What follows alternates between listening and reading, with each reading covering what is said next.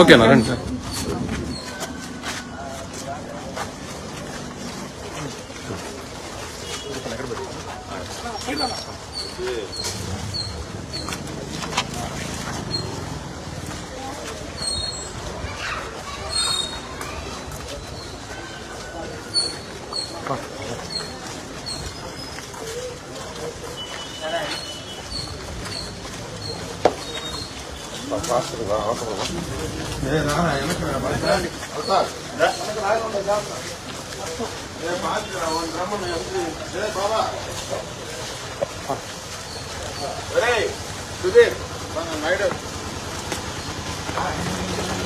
అజయ్ ఏనా పేరు పెట్టుకోవాలి అందరూ.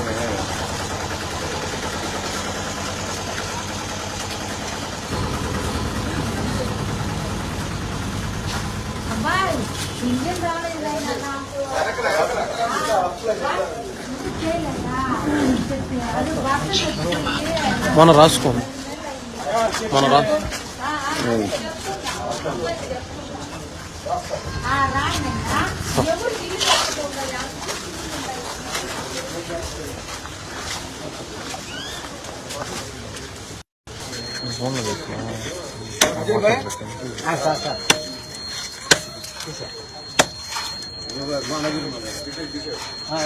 ఒకరో సైడ్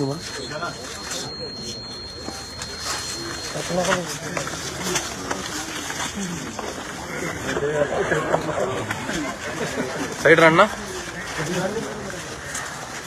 ఒకరో సైడ్ రన్నా మీరు మీడియాలో సైడ్ ఏంటి అన్న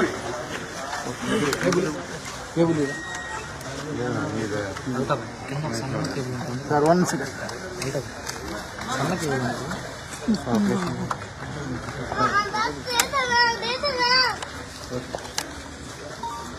చాలా సంతోషం.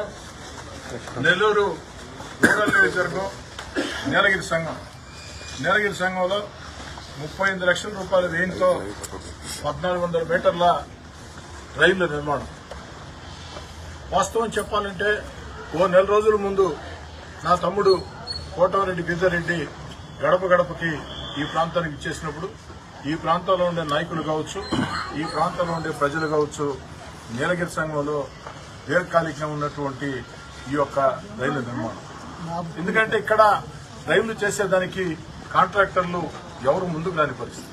చిన్న చిన్న వీధులు కష్ట సాధ్యమైనటువంటి పని. దాంతో గతంలో అనేక ప్రయత్నాలు చేసిన కాంట్రాక్టర్లు ముందుకు రాని పరిస్థితి. కానీ గడప గడపకి కోటమిరెడ్డి గిరిజారెడ్డి కార్యక్రమంలో భాగంగా ఇది మాట ఇచ్చాడు.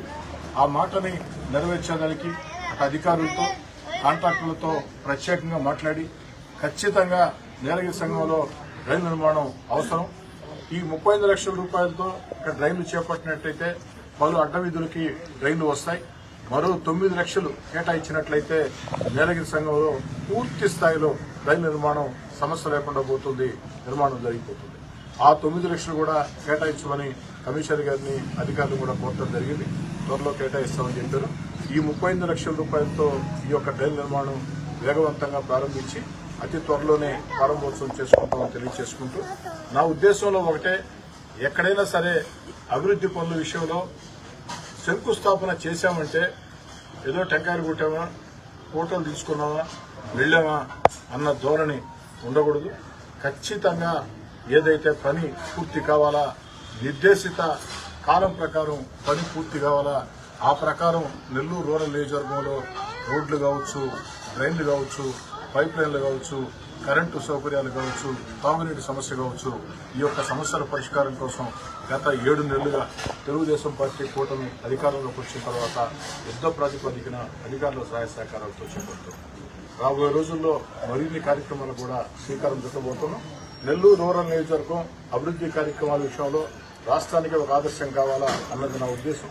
అదేవిధంగా గౌరవ ముఖ్యమంత్రి చంద్రబాబు నాయుడు గారి ఆకాంక్ష అభివృద్ది కార్యక్రమాలు, అదేవిధంగా సంక్షేమ కార్యక్రమాలు, అమరావతి ఆంధ్రప్రదేశ్ గర్వించే రాజధాని, ఆంధ్రప్రదేశ్ జీవనాడి పోలవరం పూర్తి, మన బిడ్డలకు వచ్చేదానికి విదేశాల నుంచి లక్షల కొద్ది పెట్టుబడులు ఆకర్షించి పరిశ్రమలు స్థాపించడం, ఇవన్నీ ఆలోచనతో ఇంత పెద్ద వయసులో కూడా చంద్రబాబు నాయుడు గారు గత వైఎస్ఆర్ కాంగ్రెస్ పార్టీ ప్రభుత్వంలో పట్టాలు తప్పినా, గాడి తప్పినా రాష్ట్ర ప్రజల్ని, రాష్ట్రాన్ని అన్ని రకాల కూడా ముందుకు తీసుకుపోయేదానికి, రాష్ట్ర ప్రజలకి మేలు చేసేదానికి కృషి చేస్తూ ఉన్నారు. గత వైఎస్ఆర్ కాంగ్రెస్ పార్టీ ప్రభుత్వంలో ఆనాడు వైఎస్ఆర్ కాంగ్రెస్ పార్టీ అరాచక విధానాలతో, అస్తవ్యస్త విధానాలతో, అనాలోచిత విధానాలతో రాష్ట్రం ఆర్థికంగా దివాలా తీసింది.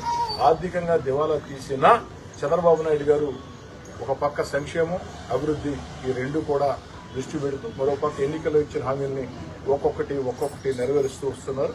అతి త్వరలో హామీలన్నీ కూడా ప్రారంభమవుతాయి. కొన్ని ఇప్పటికే ప్రారంభమని తెలియజేసుకుంటూ నీలగిరి సంఘం వాసులకు కూడా నేను మనవి చేసేది ఒకటే, అభివృద్ది కార్యక్రమాల విషయంలో ఎక్కడా కూడా రాజకీయ జోక్యం లేకుండా, ఆ పార్టీ ఈ పార్టీ తేడా లేకుండా ఎన్నికలు అయిపోయినాయి. ఎన్నికల వేళ మాత్రమే పార్టీ ఎజెండాలు ఎన్నికలు పూర్తయిన వేళ ఈ యొక్క సమయంలో ఎక్కడికెక్కడ అభివృద్ది కార్యక్రమాలు చేపట్టాల్సిన అవసరం ఉంది. నీలగిరి సంఘంతో మొట్టమొదటి నుంచి కూడా నీలగిరి సంఘం అరుంతిపాడుతో నాకు ప్రత్యేకమైనటువంటి అనుబంధం ఉంది.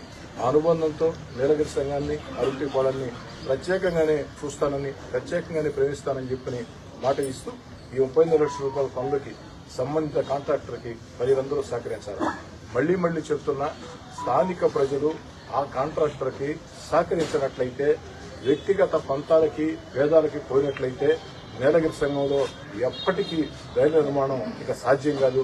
దాన్ని దృష్టిలో ఉంచుకుని నీలగిరి సంఘం వాసులందరూ మన భవిష్యత్తు కోసం, మన బిడ్డల భవిష్యత్తు కోసం ఈరోజు ఈ రైలు నిర్మాణానికి పూర్తి స్థాయిలో అధికారులకి, అటు కాంట్రాక్టర్కి సహకరించాలని చెప్పని కోరుతూ కాంట్రాక్టర్